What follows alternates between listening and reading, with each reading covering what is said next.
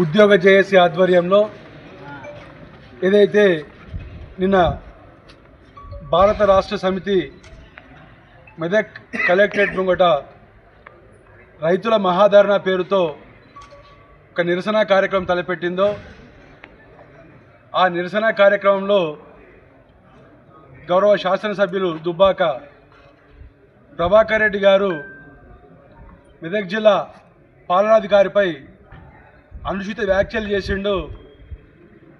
ఆ వ్యాఖ్యలను మెదక్ జిల్లా అన్ని వర్గాల ఉద్యోగులు తీవ్రంగా ఖండిస్తూ ఉన్నాం.